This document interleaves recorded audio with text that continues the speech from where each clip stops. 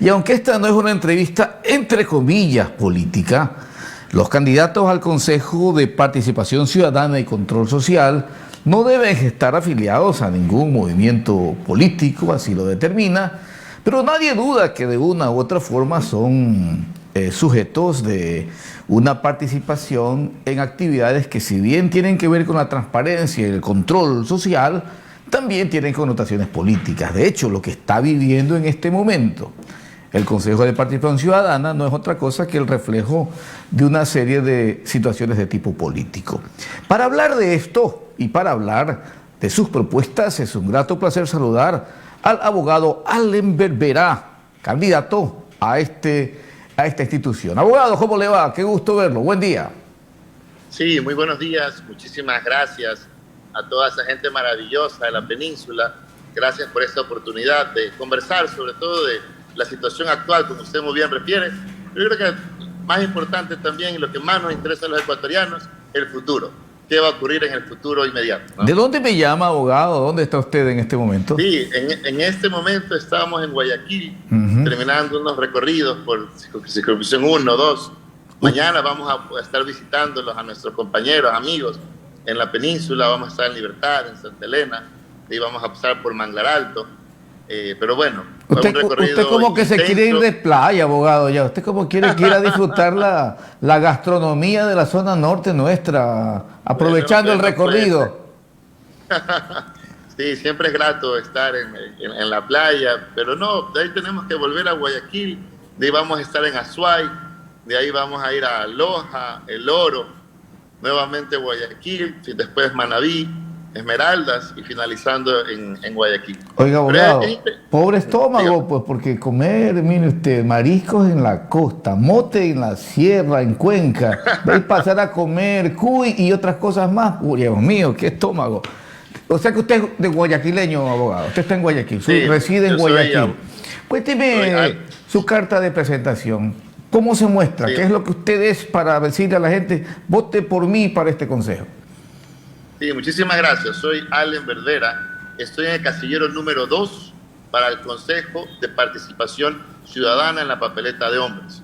Soy ecuatoriano, guayaquileño, soy abogado.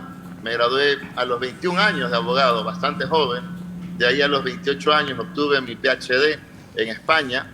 Y de ahí me he dedicado básicamente a otras situaciones de estudios de posgrado. Estoy también afiliado a una de las redes más grandes de investigación jurídica, tanto en Polonia, España, México, Brasil, Argentina, y me he dedicado toda mi vida al litigio, a emprender desde el ámbito jurídico, la lucha por un mejor Ecuador, la lucha por los derechos de quienes buscan justicia, y sobre todo la defensa institucional, ¿no? A empresas, a políticos, a ciudadanos, a equipos de fútbol. También he sido abogado de Emelec, de Barcelona. Soy abogado del economista Rafael Correa Delgado, he sido abogado de instituciones públicas, superintendencias de bancos, de compañías, ministerios, y este bagaje en derecho me ha llevado ahora a tomar la opción por actuar, ¿no? El país requiere actuación firme en este momento que nos destroza la inseguridad, la falta de trabajo, la falta de salud, y desde el Consejo de Participación se puede generar sobre todo este cambio, ¿no? Es una institución, como usted muy bien lo comentó al principio, está destruida, está desintegrada, se ha convertido en un botín político y hay que recuperarlo. Hay que recuperar la principal competencia del Consejo de Participación, que es que cada uno de ustedes, amigos, amigas que nos ven, vuelva a ser partícipe, no vuelva a confiar en la institución pública y sobre todo criticar, evaluar y fiscalizar al poder de turno, ya sea alcaldías, prefecturas, gobierno nacional. Para eso es el Consejo, para fiscalización y evaluación permanente del Estado. Abogado, yo he tenido algunos diálogos ya con candidatos y a todos les planteo la misma inquietud, poniéndoles un ejemplo muy claro. ¿Cómo se fiscaliza a través de una acción dentro de la participación ciudadana? A través de las veedurías, es decir, se forma una veeduría en torno a una problemática, a una denuncia, a un tema específico, y esa veeduría con todo el derecho puede solicitar información, ya sea a un ente público, municipio, consejo provincial, ministerio, y tiene la obligación, porque así lo determina la ley, esa institución de enviarle todos los documentos. Luego de ello, investigan, generan toda una propuesta y sacan un resultado, ¿no es cierto? Ese informe determina responsabilidades, ¿ok? Mira tú lo que ha pasado aquí. Y ese informe se lo pasan a ustedes en caso de que usted llegue a ser miembro del Consejo de Participación Ciudadana y Control Social. Y entonces ustedes, después de 6 meses más o menos, calculando lo que demora el proceso, y hay veces hasta más, se reúnen. Oye, que en Santa Elena están haciendo la feria, pues mira lo que dice este informe. Y luego de altas deliberaciones hasta la no sé qué hora, resuelven recomendar. Así lo determina las acciones que realiza el Consejo de Participación. Entonces ustedes recomiendan que intervenga la Fiscalía, recomiendan que intervenga la Contraloría, recomiendan, y al final del día, abogado, ese ciudadano que pasó 6 meses dedicado a investigar, a trabajar, siente que todo lo que hizo fue por gusto. Entonces da la impresión, abogado, que el marco legal, que el sistema no está caminando, y no es eso pues lo que aspiramos todos los ecuatorianos, abogado. Sí, mire, ahí hay 2 situaciones. Una que es verdad completamente, y ahora mucho más, que el trabajo del Consejo da pena, da vergüenza, diría yo, porque solo se han concentrado en la situación de elección de autoridades. Pero hay mucho más que no se ha hecho, porque, por ejemplo, el Consejo de Participación es la única entidad estatal que tiene capacidad para hacer en un proceso penal acusación particular. ¿Qué significa esto? Que el trabajo del Consejo no solo termina en la veeduría, sino que el Consejo puede instar también, y no solo a través de recomendaciones, sino actuar como denunciante para luchar en contra de actos de corrupción, en contra de no ejecución de presupuestos. Hay algo muy sencillo, y qué buena la pregunta, porque claro, se entendería que es un saludo a la bandera, ¿no? Es bueno, tampoco así, porque si lo escucha Paco Moncayo le va a decir, oiga, ¿qué es claro, esto? Pero mire, un saludo a la bandera. Pero ese es el problema, que en el imaginario al día de hoy se nos ha metido en la cabeza que por un lado el Consejo simplemente no sirve. Pero la situación real es que la Constitución de Montecristi, la del 2008, generó esta función del Estado exclusivamente para hacer fiscalización. Esa era la idea. La idea era que el ciudadano, sin ser funcionario público, porque usted, por ejemplo, la asamblea fiscaliza, pero tiene que ser asambleísta. Usted puede presentar denuncias. Y fiscaliza políticamente. Exactamente. Usted puede presentar denuncias cuando son penales ante las autoridades de la fiscalía. Pero en este caso, las denuncias ciudadanas no tienen que estar amparadas o de la comisión de un delito o de una situación política específica, sino simplemente tiene que ver con la inejecución o de proyectos o de políticas públicas o violación a derechos permanentes. Algo tan sencillo, yo siempre lo pongo como ejemplo, que ahorita vivimos en el país de nadie, ¿no? Vivíamos en un país que antes contábamos obras, ahora es lamentable, contamos muertos, contamos tragedias. Pero algo tan sencillo como que mañana a usted le llega una factura de luz, y se vive eso ahorita. Le llegan a las personas facturas de luz cuando ni siquiera tienen servicio eléctrico. ¿Ante quién reclamamos eso?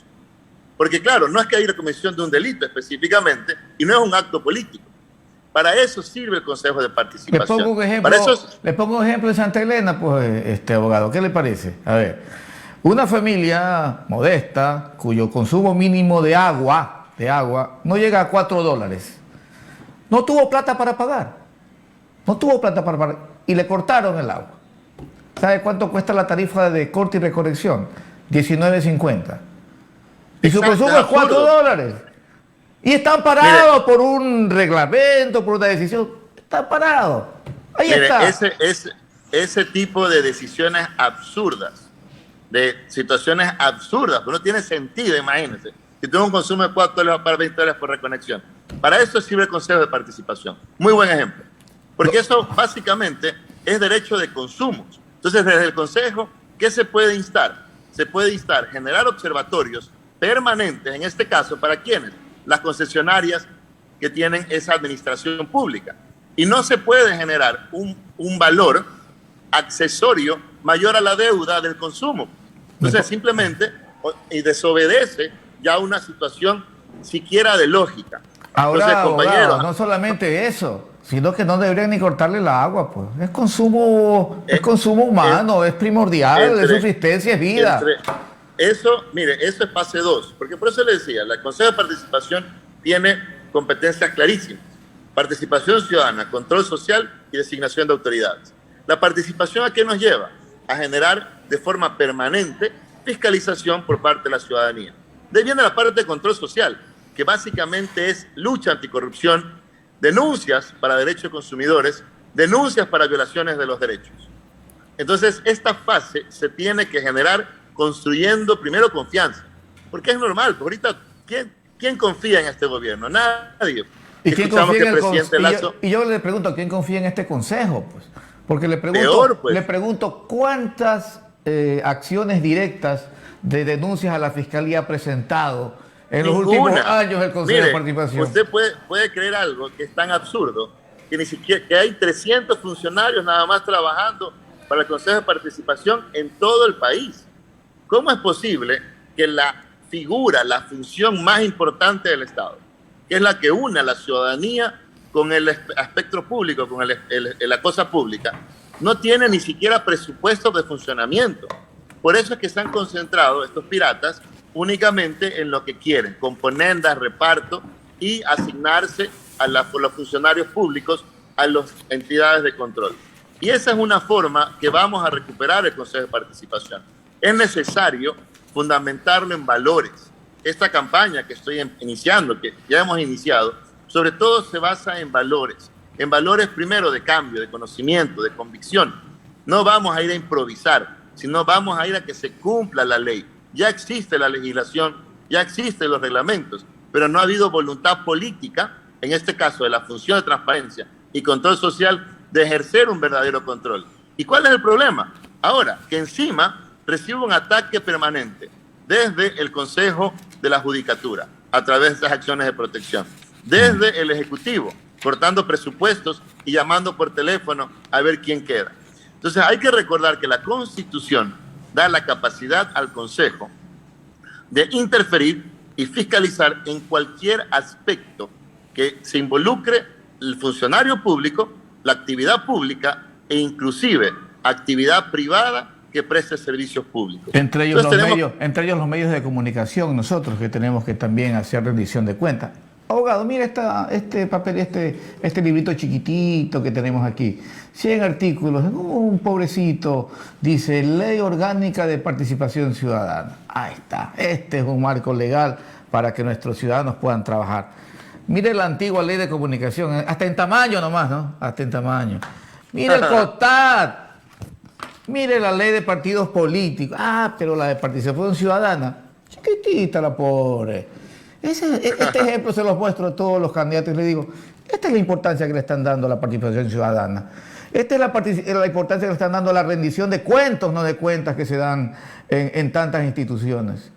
Y ese marco legal, ese marco de sistemas es el que tenemos que cambiar.